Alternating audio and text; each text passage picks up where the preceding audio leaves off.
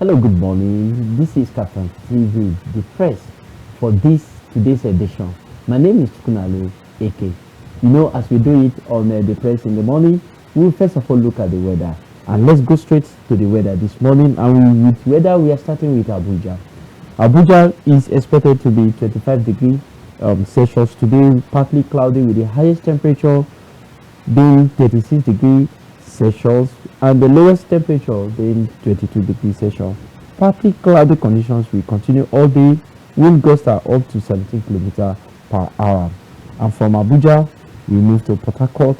Port Harcourt is expected to be 26 degrees Celsius today, mostly cloudy with highest temperature 32 and the lowest temperature is 25 degrees Celsius. Raining conditions expected around 3 p.m. with wind gusts are up to 9 kilometers per hour. And from Port Harcourt, we move to Kano. Kano City is expected to be 21 degrees Celsius today, partly cloudy. Highest temperature is expected to be 34 degrees and the lowest temperature is 18 degrees Celsius. Cloudy condition expected around 12 p.m. with up to 14 kilometers per hour. And from Kano, we move to Borno. Borno is at the edge of the northeast, which is expected to be 22 degrees Celsius today, sunny, and the highest temperature is expected to be 37 degrees Celsius, and the lowest temperature is 17 degrees Celsius. Partly cloudy condition expected around 3 p.m. with wind gusts are up to 7 kilometers per hour. And from Borno, we move to Delta State. Delta is expected to be 26 degrees Celsius today, cloudy condition all day. The highest temperature is 32 degrees Celsius and the lowest temperature is expected to be 24 degrees Celsius. Partly cloudy condition expected around 2 p.m. with wind gusts are up to 6 kilometers per hour. And from Delta we move to Lagos. Lagos, the commercial capital of Nigeria, which is expected to be 26 degrees Celsius today, cloudy. Highest temperature is 31 degrees Celsius and the lowest temperature is highest temperature is 31 degrees Celsius while the lowest temperature is 26 degrees Celsius. Cloudy conditions will continue all day with wind gusts are up to 10 kilometers per hour. Then from Lagos we move to Benue.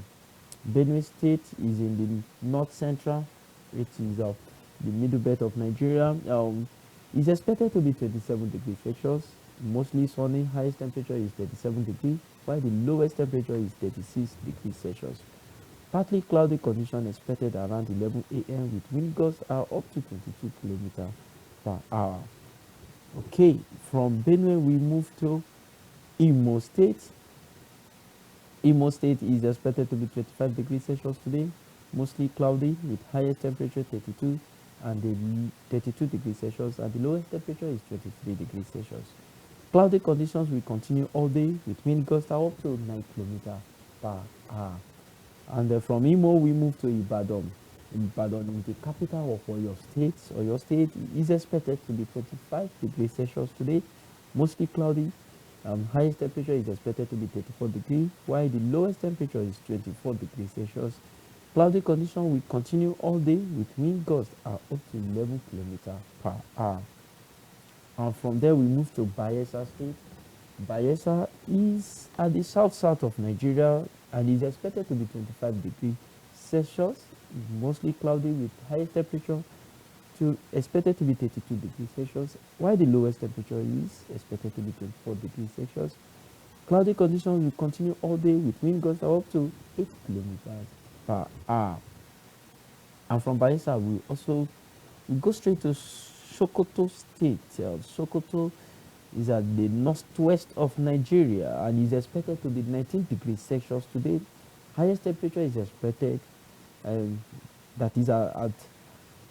highest temperature is expected to be at 31 degrees Celsius and the lowest temperature is expected to be 18 degrees Celsius. Cloudy conditions expected around 11 a.m. with wind gusts are up to 28 kilometers per hour. Kogi State, that is the next place we will be looking at the weather's report this morning. And Kogi State, also in the north central of Nigeria, is expected to be 26 degrees Celsius. Highest temperature is 38 degrees Celsius with the lowest temperature expected to be 24 degrees. Sunny conditions will continue Sunny conditions expected around 2 p.m. Wind gusts are up to 13 kilometers per hour. And from there we go to Enugu. Enugu State is expected to be 26 degrees Celsius, mostly cloudy. Highest temperature is expected at 34 degrees Celsius, while the lowest temperature is 24 degrees Celsius. Partly cloudy conditions are expected around 9 a.m. So I believe by now they are experiencing that, with wind gusts are up to 15 kilometers per hour. Then from there we move to Plateau State. Plateau State is expected to be just a moment. Plateau State is expected to be 21 degrees Celsius today, mostly sunny, and the highest temperature is expected to be 30 degrees Celsius. The lowest temperature is 17 degrees Celsius. Partly cloudy condition expected around 9 a.m. with wind gusts up to 12 kilometers per hour. And lastly, this morning on weather report, we go to Adamawa State.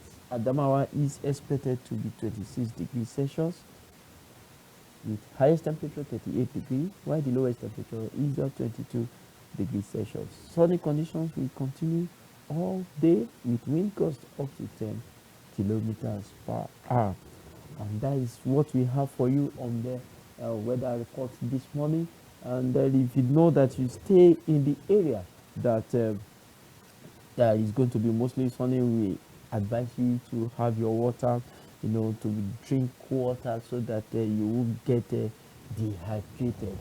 And with that, we go to our newspapers review this morning. Newspaper, let's look at what the news dailies are saying across various publications in Nigeria. And with that, we start with New Nigeria. New Nigeria newspapers is leading with the story of it says Northern governors call for decisive action on education as North battles out of school crisis. Northern governors call for decisive action on education as North battles out of schools crisis. And just below the masthead of the newspaper, you have Kaduna Christian Solidarity Worldwide insists 167 kidnapped from churches in Kajuri. That story is on page 4. And below the picture story, you have Timi Frank knocks GCON for Shagori, warns of state-sanctioned impunity. That story is on page 2. Ajadi to empower over 10,000 students with JAM scholarship. You get that on the page 3, and you also know who Ajadi is. You also have Nigerian Deputy Indigenous Defense Platform at DIMDES 2026 in Doha. Yes, I think he's referring to that DICOM at the exhibition in Doha. That story is on page 4 of New Nigerian. And FG reaffirms commitment to free technical education, open application for federal technical colleges. That story is also on page 4 of New Nigeria. And then Kaduna, beside the masthead of the newspaper, you have teachers, students express hope on improved security. You have that on page 2 of the newspaper. And with that, we move to Nigerian Tribune. Nigerian Tribune is leading this morning on the Kano State Governor. Say Governor Yusuf's defection. Kano APC chiefs warn of forced marriage, with the rider Tinubu said to meet Kwankwaso after session with Yusuf. Barau Ganduje's role remain key issues. NNPP leader may get top appointment. You will have that on page 3 of Nigerian Tribune this morning. And also in Nigerian Tribune, constitutional review. We begin clause by clause consideration. January 27 says Senate. Then WEF 2026 Edun advanced Nigeria's interest in Davos.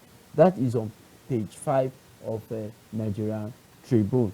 PDP presidential ticket open to Southerners, including Jonathan Turaki, is saying that of Nigerian Tribune. That story is on page 3. Then court orders INEC to publish David Mark's ADC list for FCT area council election. That story is on page 4 of Nigeria Tribune. And we also have there's a trial in £100,000 bribery case begins in London to last 12 weeks. You have that on page 26 of Nigerian Tribune. And with that, we move to Leadership newspaper. Leadership newspaper is leading this morning with amid 152.4 trillion naira debt. Expert hails federal government's plan to reduce borrowing. You have that on page 4 of Nigerian Leadership newspaper. Now, other stories on Leadership newspaper this morning is relief for importers as haulage cost dropped by 65% at Lagos port. That story is on page 25. Man gets life sentence for sexually assaulting wife 6 years old niece. Wife 6 years old niece. That story is on page 22. The 6 students drowned in Benue boat accident. That story is on page 7 of a Leadership newspaper. Then Kaduna Peace Model studied abducted by other states. Governor Sonny. Then just below the masthead of the newspaper, you have former Nigerian Oil Minister Dezani appearing in London court ahead of corruption trial. You have that story on the front page and continuing in page 4 of the Leadership newspaper. And for pioneering inclusive finance through innovation and integrity, strengthening the foundations of Nigerian's economy. That is he's talking about Dr. Tony Opanachi. And we also have the story Emir Sanusi calls for swift justice over murder of Kano woman, 6 children. That story is on page 4 of Leadership newspaper. And with that, we end the review of the Leadership newspaper. We go to Guardian newspaper. Guardian newspaper is leading with the gaps in e-transmission, vote buying, sanctions spark calls for reform. Gaps in e-transmission, vote buying, sanctions spark calls for reform. You have that story on page 6 of the Guardian newspaper. Rivers Assembly shuns Pandef peace panel over Fubara's impeachment. You have that story on page 6 of Guardian newspaper. FG employers may clash over planned increase in employee compensation levy. You see that on page 5 of the newspaper. PDP chairs meet SVP Sambo, says ticket open to Jonathan. Others. That story is on page 2 of the newspaper. And then in Davos, Nigerian pitches fiscal discipline as EU leaders condemn Trump's new colonialism. That story is on page 6 of the Guardian newspaper. Then Sanwo-Olu Ezekweselisi Bika over Makoko demolition, alleged oppression. You will see that on page 7 of the newspaper. FCT worker strikes continue as union fought government compliance claim. On page 30, trial of driver in death or of Anthony Joshua's friends adjourned till February 25. That's 25th rather. That story is on page 9 of the newspaper. Then presidency accused IPOB of peddling Christian genocide propaganda. That story is on page 29 of the Guardian newspaper. And with that, we move to Blueprint. Blueprint newspaper is leading this morning with DIMDES 2026 Nigerian Indigenous Daikon D7G defense platform debut in Doha. You know, I think that is a good news for us. Then you will get that story on the front cover. It says, with the rider country asserting defense autonomy, says General Morakinyo, is an opportunity to expand capability, says General Nasara. That story is on the front cover of a Blueprint and continue in the inner page, that is on page 8. Our reputation perception has improved under Tinubu's 2 years, says FG. I think that was said by Minister of Information. 35.2% score mirrored at positively. Idris, that is a Minister of Information. Then Ilorin bids Chief Imam Bashir Fawe Sultan Mons. You hear that, see that story on page 17. The market interventions will stabilize staple food. That is credited to SCCI, that's Lagos can say chambers of commerce. That story is on page 21. Then Fubara, why APC is here to declare stance on impeachment saga. Moka, Buni Reconciliation Committee commences work. You also get that story on the Blueprint newspaper. With that, let's end see what Blueprint is saying and move to the Nation's newspaper. Nation is leading with Edun, that is the Minister of Finance. Federal government will rely less on borrowing to drive growth. Edun, federal government will rely less on borrowing to drive growth, and with the rider, we will depend more on our own resources than on international institutions. That is credited to the Minister of Finance. And court likely to see government acquisition of Hussaini's controversial UK house. That story is on page 3. For a while now, that has been generating conversation over the house in London that was represented by the senior advocate of Nigeria, Mike Ezekome. Then above the masthead of the Nation newspaper, we have IG deploys squad to rescue 177 kidnapped in Kaduna. You will have that on page 9 of the newspaper. Nigeria produced 554.4 MB in 2025, says million barrels. Sorry, I beg your pardon. Nigeria produced 554.4 million barrels. In 2025, says NUPRC. Missing Nigerians of Benson in Liberia, says RF. INEC declares readiness for IFCT area council polls. That story is on page 27 of the newspaper. With that, we move away from the Nations to Daily Trust. And Daily Trust is leading with Kaduna stories. Abduction, Kaduna villagers recount all the. You have that story on the front page of the newspaper, and also continue on page 3. Article weighs in as supporters obedient clash over ADC ticket. Article weighed in as supporters obedience clash over AD ticket. 11 key in Edo auto crash. You will find that in Daily Trust. PDP court dismisses Anyanwu's suit after withdrawal. You have that on page page 11 of the newspaper. Varsity student commits suicide after losing 600,000 naira to betting. Wow, that story is on page 17 of the newspaper. And just below the masthead is the story in Benue State, where 6 drowned in Benue boat mishap.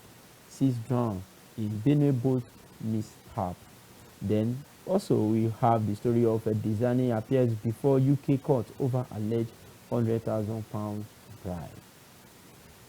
And with that, we leave a Daily Trust and we go to the Punch newspaper. And Punch newspaper is leading with Malami.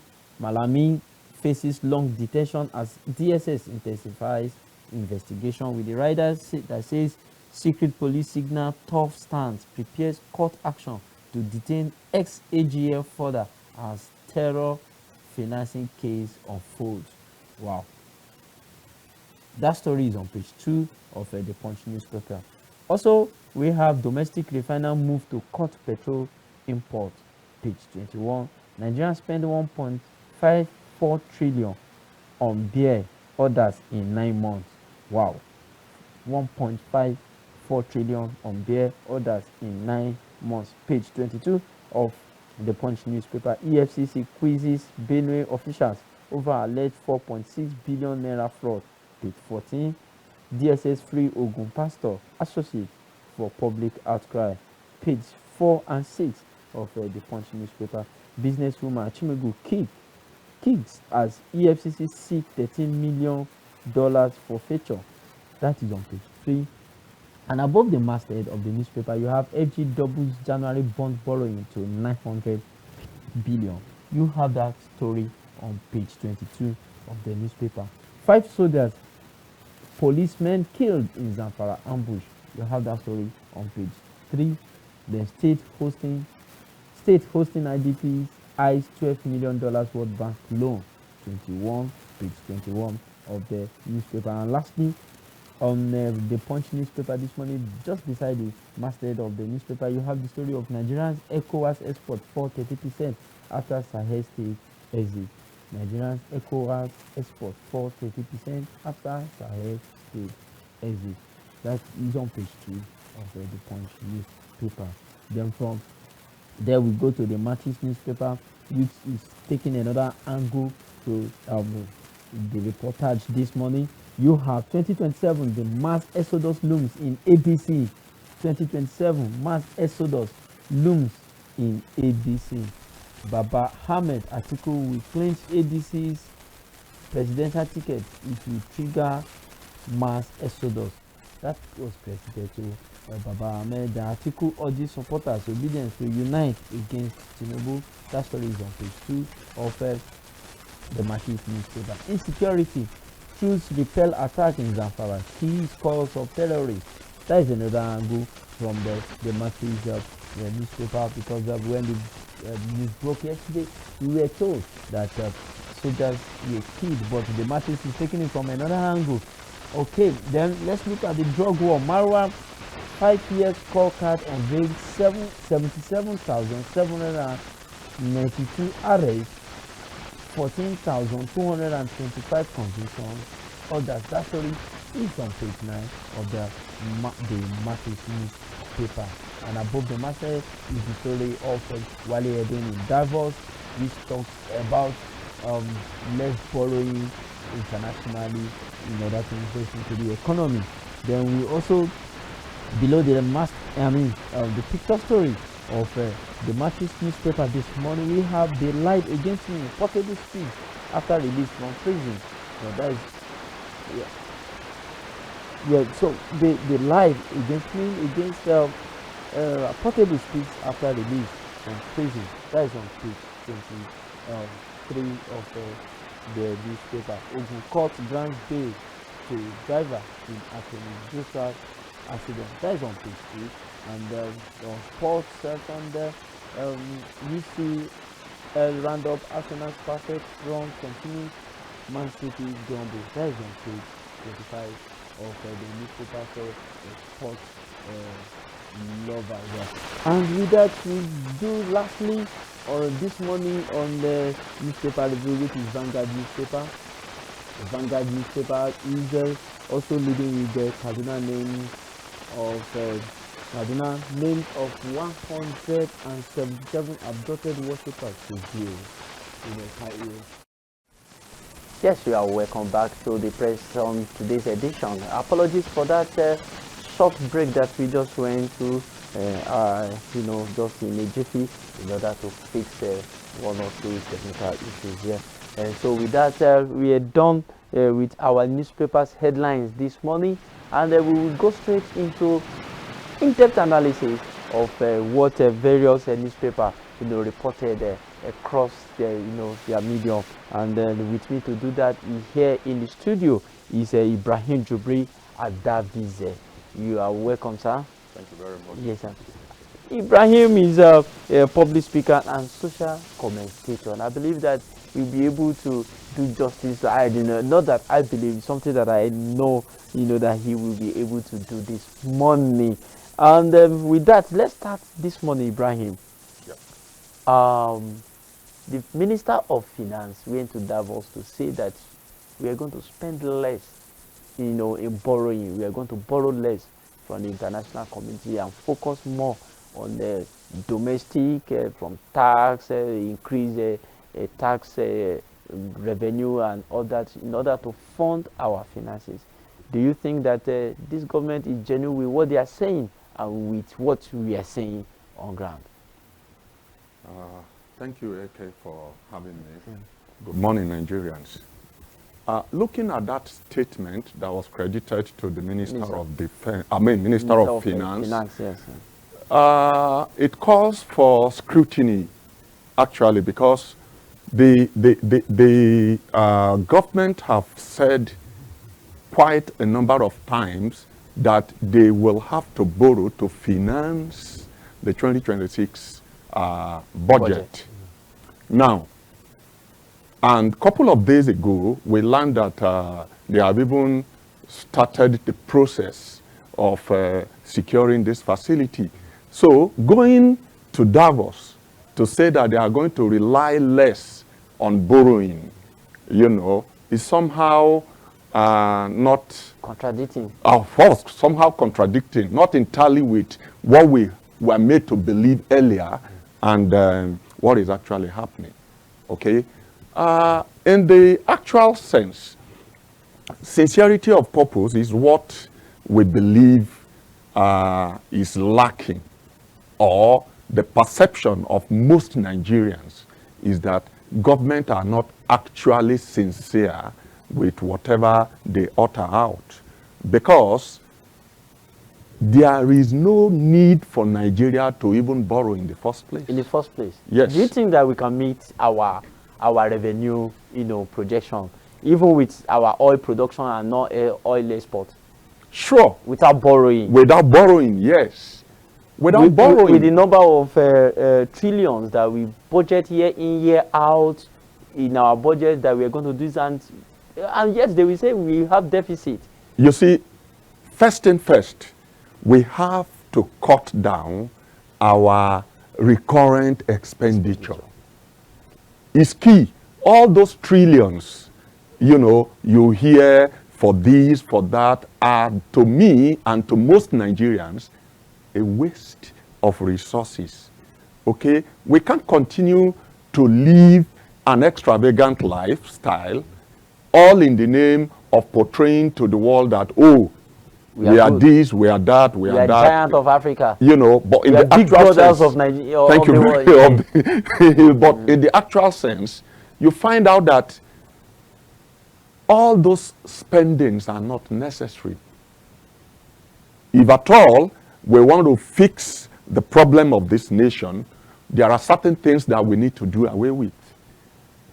Like what? Like the cost of governance, the cost of running the government in Nigeria is so expensive that you can't find it anywhere in the world. Is it that we should trim down on our governance structure, like our government, like the legislators or the judiciary, or what? Or is it what they spend on their personal self while in the office? There was a story that made headlines, you know, a couple of days ago about the budget of a particular commission. I don't want to mention name. Okay. Being 246 billion, the entire commission. And 244 billion is to run the affairs of the personnel of that commission. You can mention it is a public document. It's a public document, but it's not part of the newspaper review that we are considering. So that alone tells you that we spend a lot of money on personnel, chasing illusions than what will bring development to this country. So we are not supposed to borrow in the first place. If the Minister of Finance is now saying that they are going to reduce our borrowing to focus on growth, he should please come out and clear the air based on the initial statement made that we are going to borrow to finance the 2026 budget, because these are somehow contradicting. When you say we are not supposed to borrow, yes, I understand that there is no government in the world that does not borrow. Okay. But I think our major challenge here in Nigeria is that we borrow to finance our greed. All right. So if we borrow to finance our greed, are we logically, are we supposed to borrow in the first place? So we are not meant to borrow to finance. I think it is the anti-corruption agencies that we have in Nigeria that are supposed to do their job in the first place. The anti-corruption agencies cannot do their job as it were supposed to be, because they are under the command of the person who intends to borrow to finance his or her greed. Okay, if he's now saying... No anti-corruption agency in Nigeria is actually independent. They took order. But they have independence in their name, independent corruption practices and yes, whatever. thank you. You said in their names, agreed.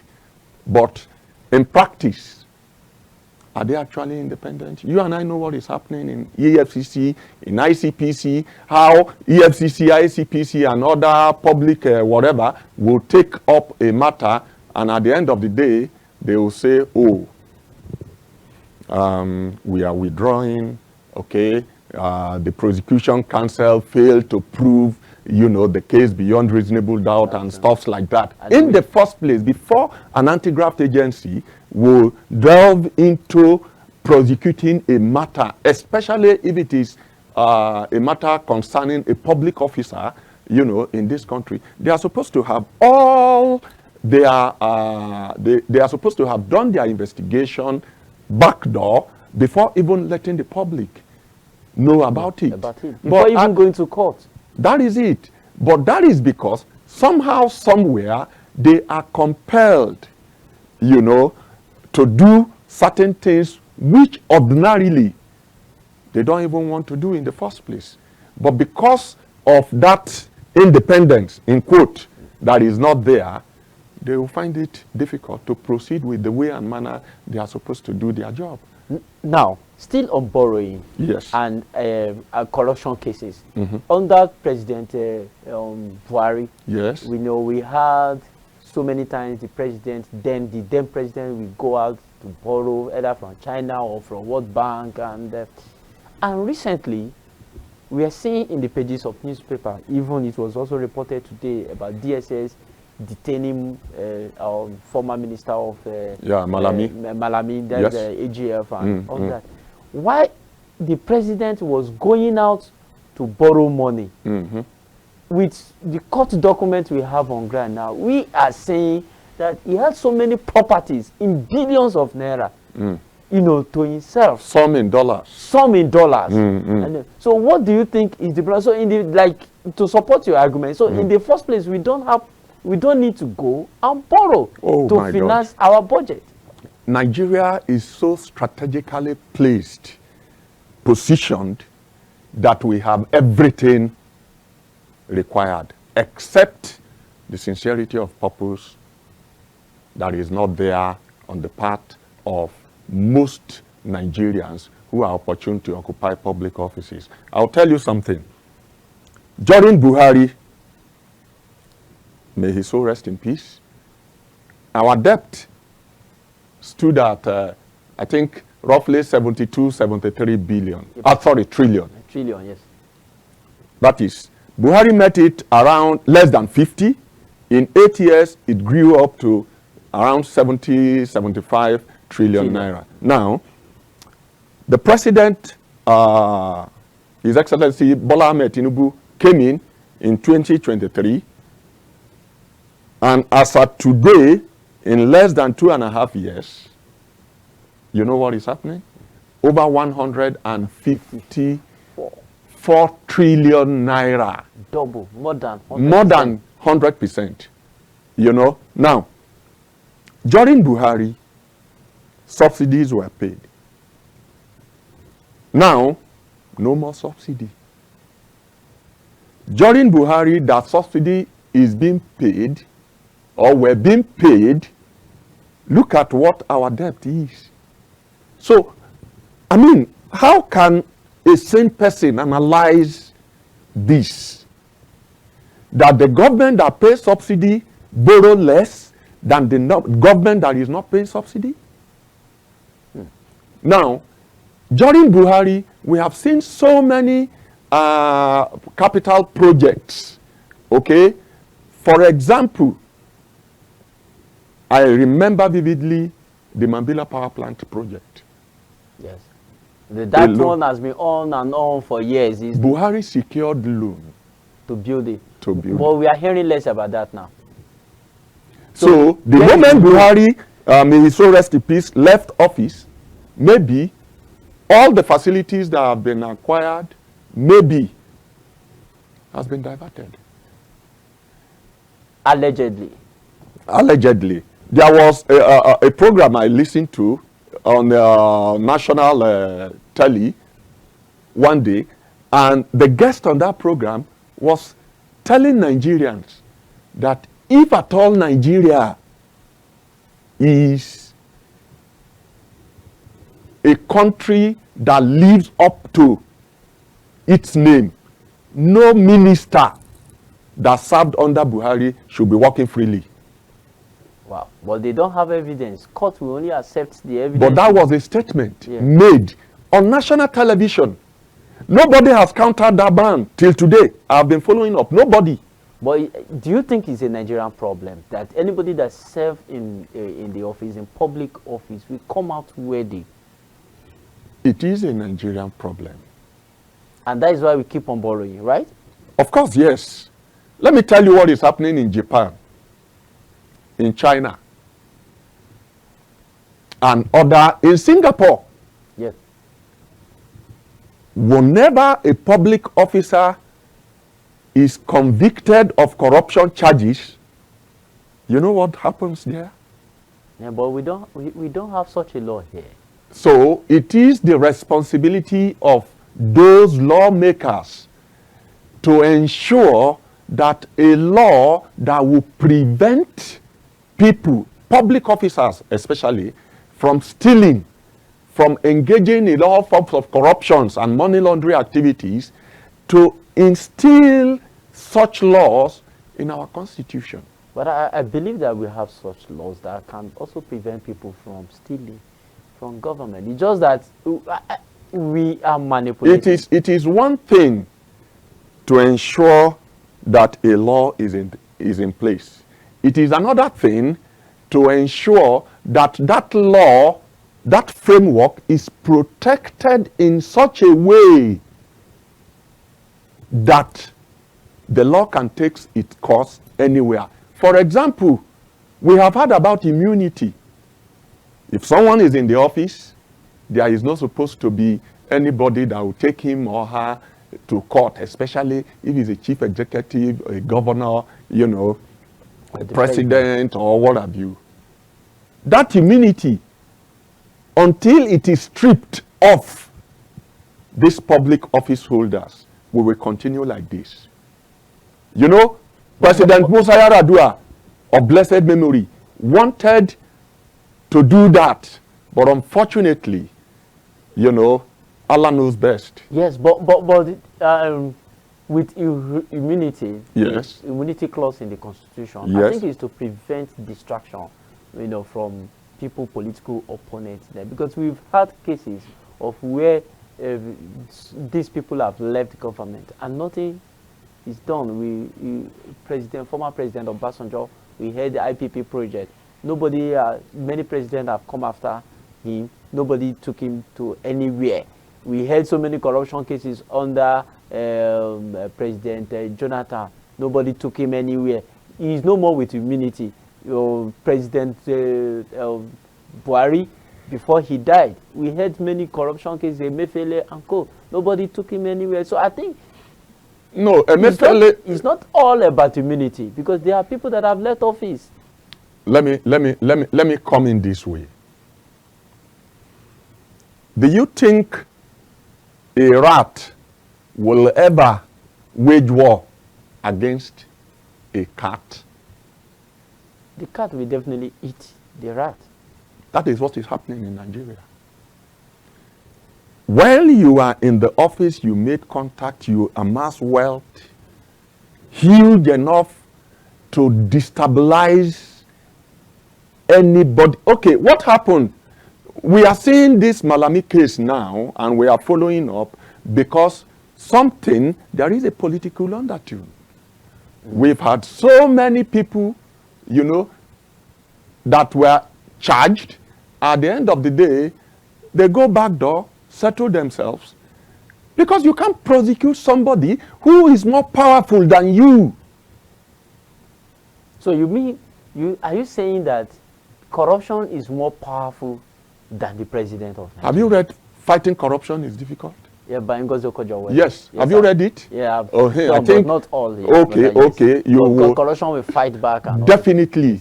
And in a situation where you have more corrupt people in the system, a lot of people in Nigeria today are just waiting and praying, you know, earnestly to God to give them opportunity so that they can also take their own share of the national cake. Okay? Why? Because they believe that once you get that thing, that chunk to yourself, you'll be able to fight, you'll be able to make your way through any corruption hurdles or charges that may be taken against you. So, corruption is our problem. And why is corruption still persisting in this country is because of the fact that certain things need to be addressed in our constitution with respect to fighting corruption. For example, the judiciary, they need total overhaul.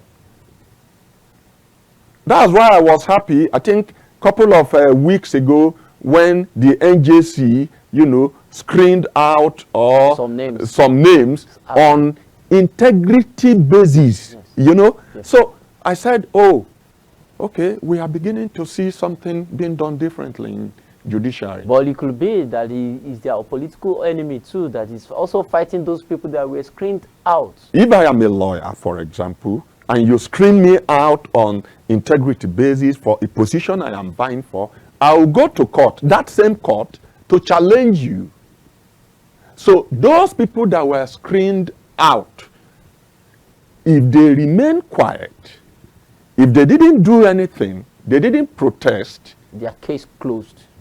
It means they are the way they have been described. That is it. So also the anti-graft agencies, they are not truly independent. The EFCC chairman, for example, the ICP head, for example, these people are not supposed to be taking instructions, or there should be a provision of the Constitution that will give them the authority to do what is right, irrespective of whoever is trying to influence them to do otherwise. But in Nigeria, we don't have such system that can make you to resist person, the man, or whoever that appoints you, or the president or the governor that appoints you to that.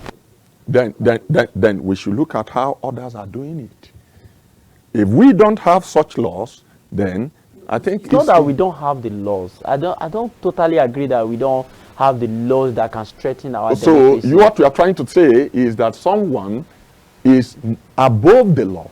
Someone can see what the law states and alter it for him or her to achieve what he wants to do, what he wants to achieve. Yeah, but what we've seen, I think the systems allows you to look at the loophole of the law and use capitalize on it. So for how long are we going to continue looking at loopholes? So we should fight the system that allows that. That is what we are saying. That is what we are saying. The system is laws are in place, implementing or living up to expectations are shaking. So we have to address such lacuna to ensure that, okay, at least if I do it today and I get away with it, the next person coming will not get away with it if at all he or she does the same thing. Okay, so that is our problem. A lot of people are squandering the resources of this nation, majority of which were borrowed. And that is why you see at a time in this country we've seen past governors, past ministers, past head of agencies and parastatals milking dry the resources of the entity they are asked to oversee. And at the end of the day, nothing happened. So for how long are we going to continue like this? Now, for how long are we going to continue like this? Let me just take you to the issue of tax before we go on a short break. All right. Now, he talked about boosting the tax so that we get more revenue from, instead of borrowing, from the international, market or international communities. Okay. Don't you think that the tax burden will be more on Nigerians?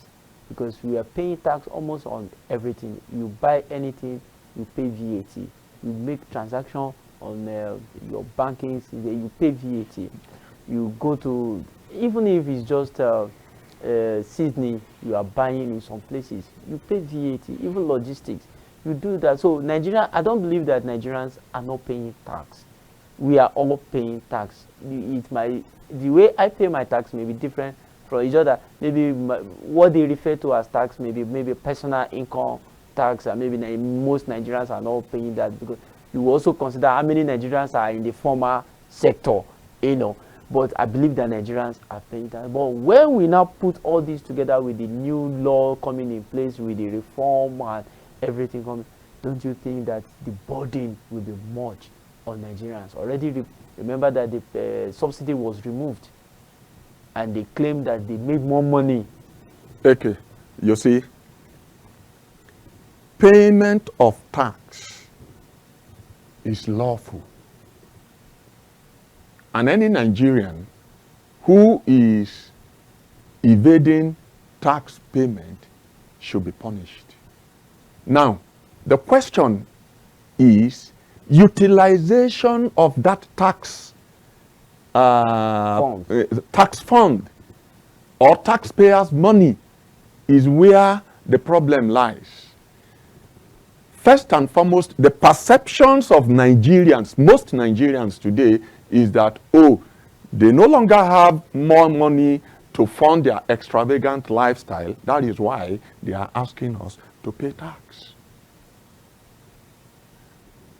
When tax was not, this new tax reform was not in place, the government owed it a duty to tell Nigerians what was the tax payment in January 2024, January 2025, as compared to January 2026.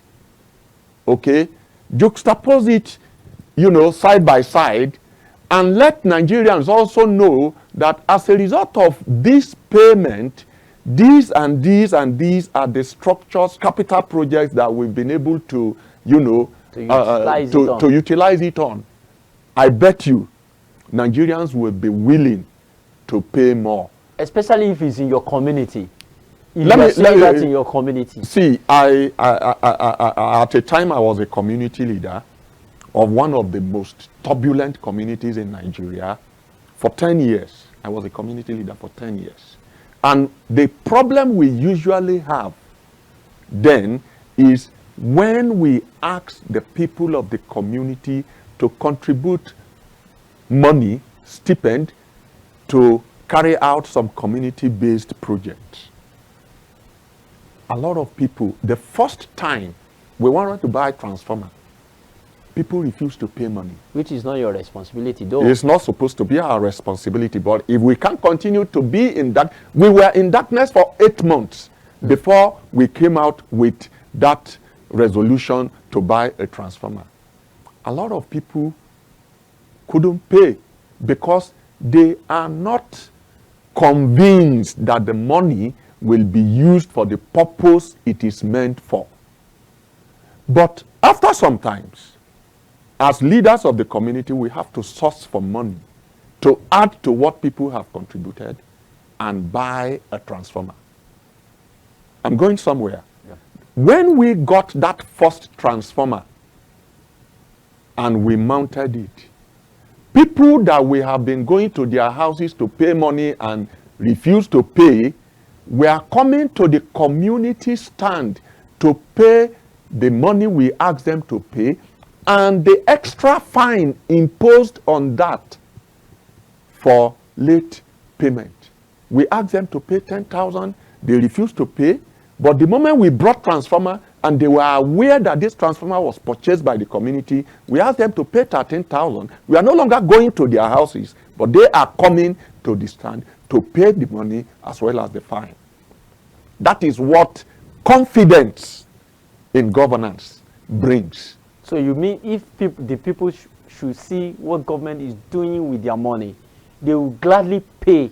Honestly speaking. So what you're saying now is if they should see free education for their children, they will pay tax. Free education, good road. Good road. If they should see... do you travel along Lokoja, Abuja? Yes, I do. Oh.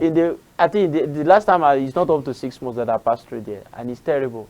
Oh, last year. I mean December. December. No, I didn't pass. Oh my God. December. Oh, some people spend 3 days. Yes, I saw it. 2 days. Yes. So, but I can bet you. I can bet you this, that Abuja Lokoja Road is like an express road when you compare it to Benin Wari Road. Agreed.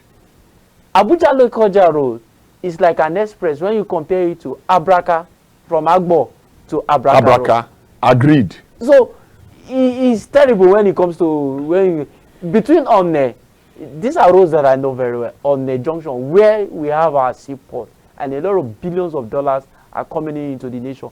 From Onne Junction to the boundary of Akwa Ibom is from Onne to Eleme Junction in River State. The road is terrible.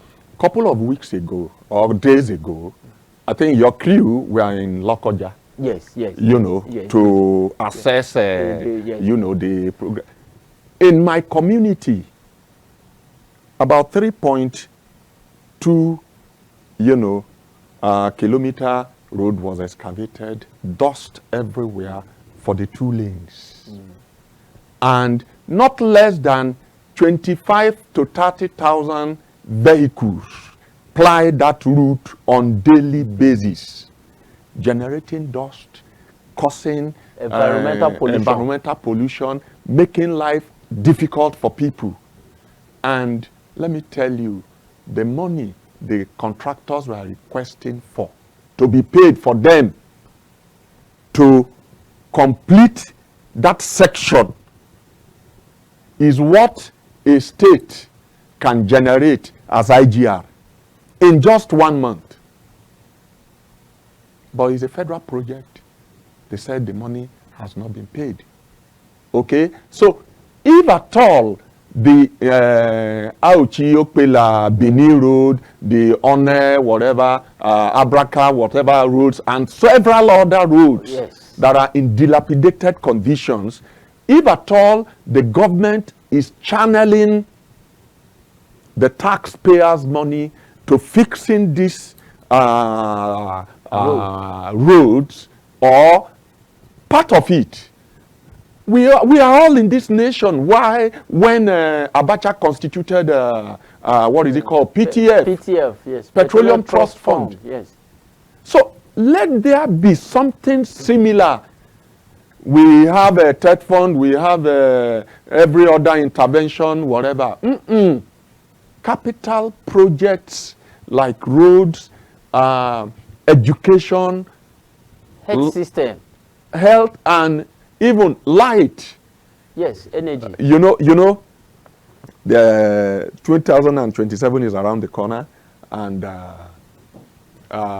3 days ago or so, there is what I view on the social media, when a poster of Alhaji Shehu Shagari, while he was campaigning in the late 70s. Shehu Shagari, yes. Shehu Shagari. And there are 4 things there that Shagari promised to do to Nigerians: good road, light, water, and education. In the 70s.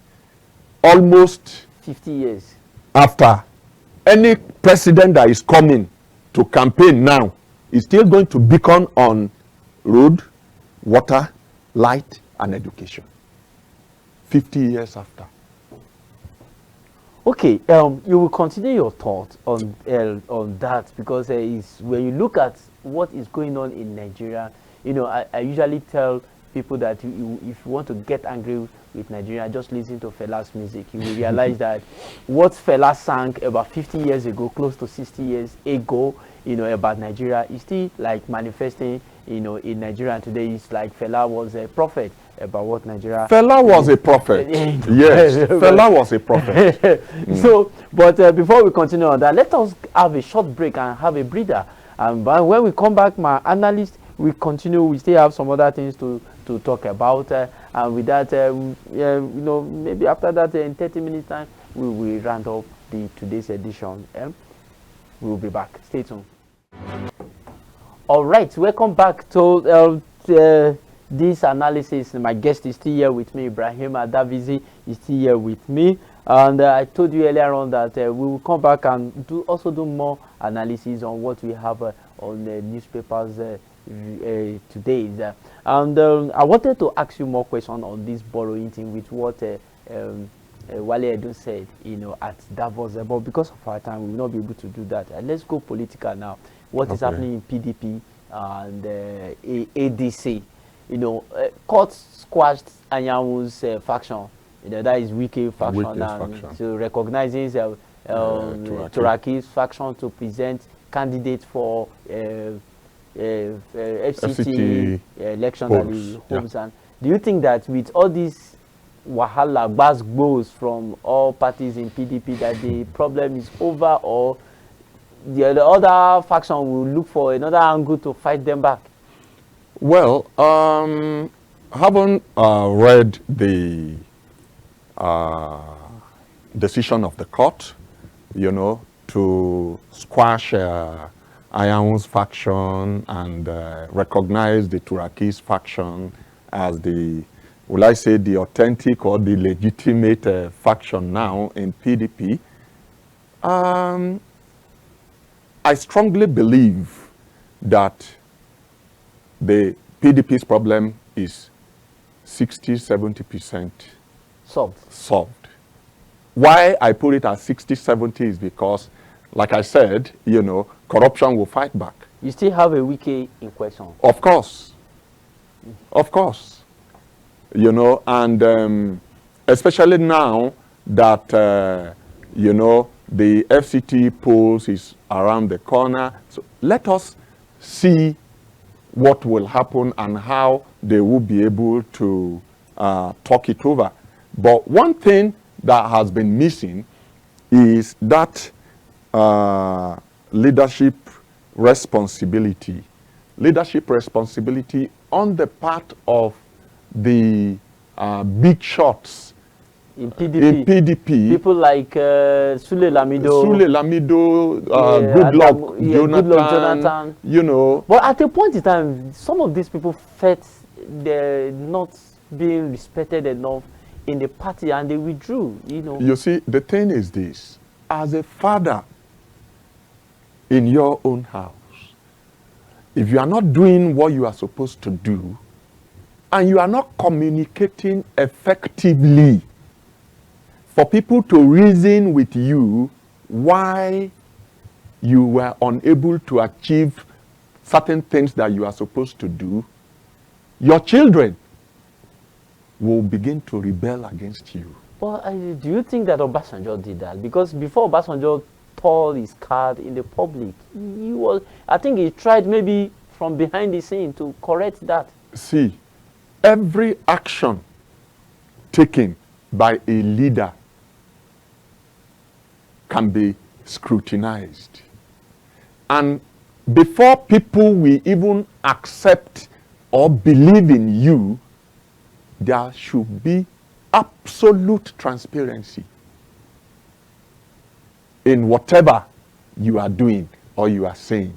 So despite Olusegun Obasanjo, Chief Olusegun Obasanjo coming to tour his, a lot of people still did not believe in him. The same thing happens to other people. You cannot do what is wrong, go away with it because you are in position. Now, I want to do what is wrong. Now that I'm in position, you now tell me I don't have the right to do that. because it is wrong. Because when he was in position, he was also doing the wrong thing. That is it. Now, the other person is now in position, and you are not telling me not to do the wrong thing. So you have to first, that is the mentality of Nigerians so that and is most people. We're supposed to have leadership by example. Is that what is you're it. saying? Yes. Yes. And effective communication. We don't have effective leadership. You see, one of the, while I was running one program, I can't remember, I learned the importance of effective leadership communication. One of the major factors that can prevent crisis is effective leadership communication. And what does this communication do? It should inform, it should engage, it should unite. Okay? So if you have a communication that only inform but does not engage or unite people, you have failed as a leader. Wow. You must be able to inform, you must be able to engage people so that there will be collective participation. And it is that collective participation that will bring about unity. If you cannot do this as a leader, you have failed. And that is what is lacking in PDP. Okay? And now, many people have moved out of PDP to ADC. All right. People like David Mark. Okay. And a lot of them, Atiku left to. Atiku will definitely leave with his supporters and a lot of big wigs. Including Peter Obi of recent. Yeah, Peter Obi. And now we are also, in the newspaper having this morning that there is mass exodus looming in ADC because Atiku might likely get the ticket. Okay. Do you think that possibility is there? But before you share your thought, I want to remind our viewers that you can also, call us on our phone numbers that will be displayed on the screen so that you also have your say on the issues we are discussing today. Now, so do you think that ADC mass exodus there too is also having that problem of PDP in ADC? Of course, yes. You know why? But David Mark is a strategist. Whatever or however you may want to look at it, anybody who will never succumb to a superior argument anywhere is a destroyer. So what are you saying with that? Is it ADC are not succumbing to superior argument? Hold on. I'm coming, Eke. When you are moving from PDP to APC, to ADC, with an intention that it must only be me that should clinch the party's ticket, undermining the fact that there are people in ADC before you join. I'm not referring to a particular person now, okay? I'm talking generally that when you move from a party to another political party with the intent of going there to be the leader of that party, not taking cognizance the fact that some people have been there in that party before, that nurtured it, that built it, problems are likely to occur. Now, Atiku, according to the newspaper report, Atiku and Dati, Ahmed Dati. Ahmed Dati, yes, may clinch the parties. They must have seen the internal permutation going on. I don't know who reported that. They must have seen the internal permutation, the matrix, right? Yes. They must have seen the permutation going on, which will not go well with other members of the party. And it's allowed. No, but if the party is having ideology that brings them together, and another person outsmarts them in getting the ticket, since they have same ideology, they stay together, stick together, and fight and make sure the person wins. That ideology thing, it's not working. It may be working every other place, in every other place, but not in Nigeria. Not in Nigeria. Look at prior to, there is a slogan. Emilo kan is a slogan. And that slogan has gone a long way to instilling certain belief in people. It is not our local. It is not the time for Nigeria. It is Emilokan. But it's not a really, if you look at that word, Emilokan. Yes. Emilokan. Yes. It's not really a bad word. It is not a bad word in Nigeria. It's not a bad sentence. It is not a bad sentence in Nigeria. Now, it is my turn. It is your turn. Yes. So, who have staged it that it must be your turn? Okay, it could be, maybe it's public. You know, you just talk about public communication and leadership communication. Yes. I could also frame that to be, it is my turn to reset Nigeria. It is my turn to change Nigeria. It is my turn to build road in Nigeria. It is my turn to do this. So we have seen all this in the last 2 years. We have seen it. All these things you have said, we have seen it. It's happening now, right? Okay. So what I'm trying to say is this. Yes, whenever the yearnings of the people are not being met, they seek redress, they turn back. So if at all, you see, all these things are permutations to keep away opposition in Nigeria.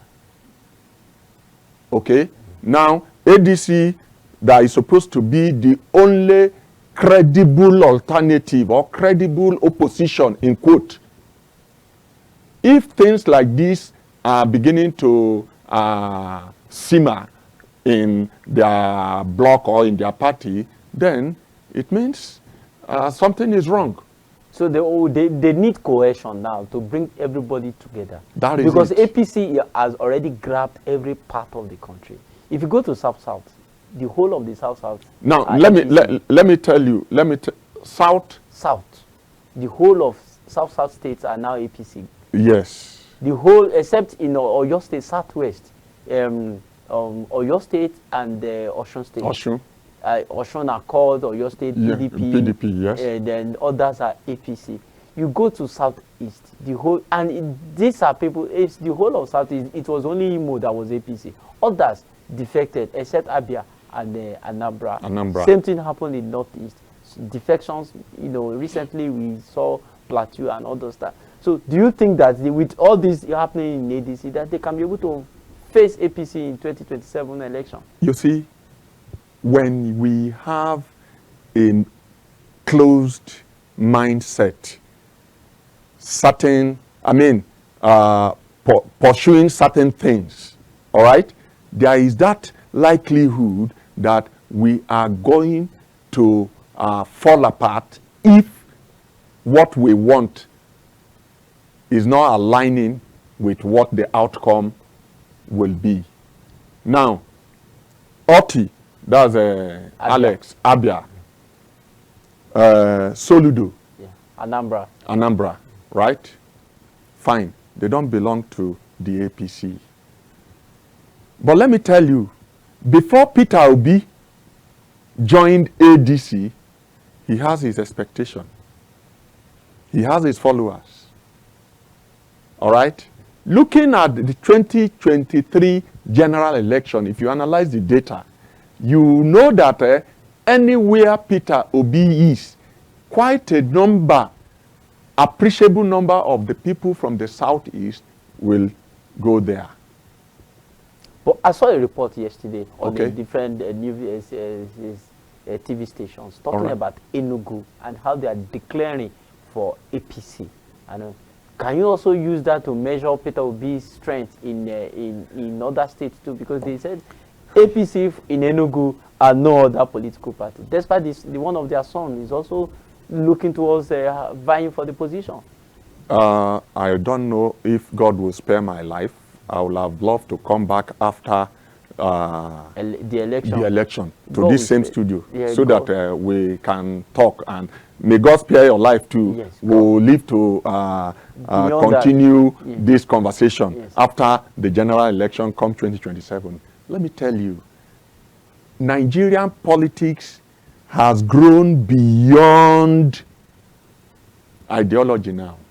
Okay. Nigerian politics has grown beyond ideology. A set of people in this country have been claiming that they have been marginalized and that it is our turn. A governor defecting, probably with 1,000, 2,000, 10,000 followers, the campaign to APC does not guarantee the success of APC in that But state. they control the world. You know, election starts from the world, from polling units to wards. In a ward, you may have 3, 4, 5 polling units in that ward, and they have their machineries doing all that for them. They have recently in Delta State. A lot of things will happen come 2027 Okay. that will be beyond what a sane person can envisage. And we pray that it's positive. Positive, yes. Positive. Okay. Positive. Okay. I want us to leave that because the time is up. We have less than 5 minutes. Oh. Yeah, and let's look at this story that I saw on the Daily Trust newspaper that varsity student commit suicide after losing 600,000 naira to betting. Can we talk about the menace of betting in this country where 600,000 naira was lost by a varsity student?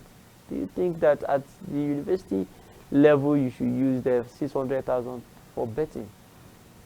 Is there any level one should even engage in betting in the first place? I don't think so.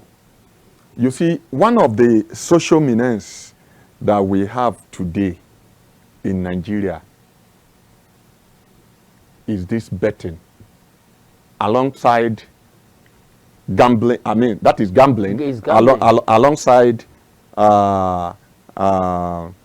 internet fraud, Yahoo, as well as But Yahoo is different from gambling. I know. Yahoo is illegal. Gambling is legal. See, people came in with the concept of legalizing gambling because they want to achieve their aim. And what is the aim that they want to achieve? They want to dissuade the mindset of people, most especially the young ones, you know, from pursuing noble professions, from pursuing things that are productive, and to turn their mindset into believing that luck exists somewhere.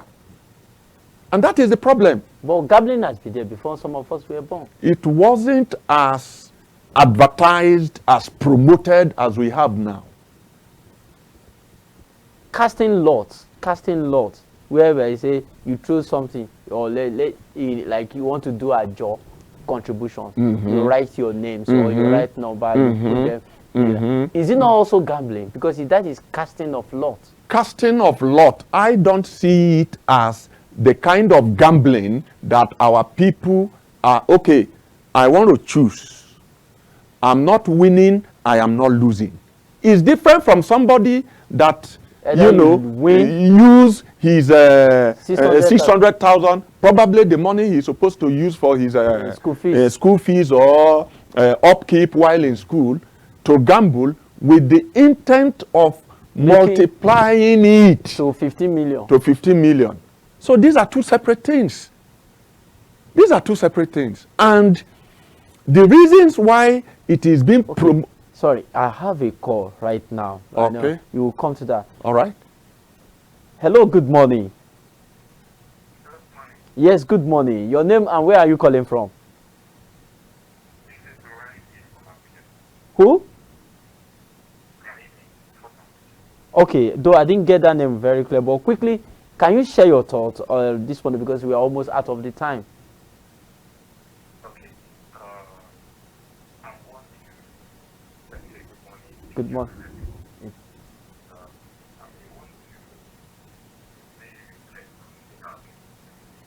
Yes, 1 minute, and because it's time to sign out. Okay.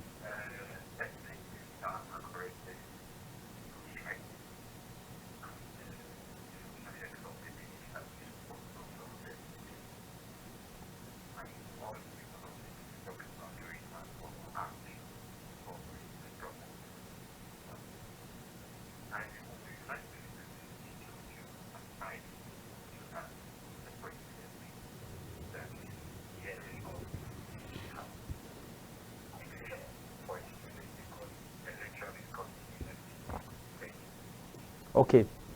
Thank you very much. He talked about FCT. We were to go into that, but we don't have time to do that right now. Okay. Yes, and so a minute. Let's conclude on that betting issue and we sign out. Betting, gambling is unlawful. No, it's lawful. It's legal. Okay. It's lawful. It has been legalized. Yes, it's lawful. But it is counterproductive. So are you saying it's morally wrong? Definitely. It's morally wrong based on what they are promoting now. It is changing the psyche and mindset of our people, not to believe in struggling to get your dreams actualized, but to believe in luck that, oh, you can just do this and anything that depends on luck is counterproductive. So what they are promoting is soft life, not the hard life that. Don't call it soft life or hard life, because it will bring in a different perception. Perception. So not soft life, but for you to know that you must work for something to get it, rather than sitting down and depending on luck to actualize your dreams and aspirations. So to me, I don't cherish it, I don't engage in it, and I will not promote anything that has to do with gambling. Okay, right. We end with that this morning, that our analyst said he's not going to support and promote anything that has to do with gambling, which also we saw in the university student who spent 600,000 naira to gamble, and at the end of the day he lost and committed suicide. With that, we will leave it with that way this morning. Thank you very much. Thank you very much, Ibrahim Jibril Adavize. Did I pronounce this well? Yes, very correct. Okay, thank you very much for coming on the show. Thank you very much. And I believe I will have you some other time. And I don't know. Okay, maybe after the go off air, we discuss about that. And you viewers, thank you. Those of you that tried to call and getting into the station, we couldn't get your calls and whatever. We believe that tomorrow you also try again and get in touch with us. And stay tuned to other programs on the Captain TVs that we have for you for the rest of the day. Thanks for staying and stay tuned. Bye.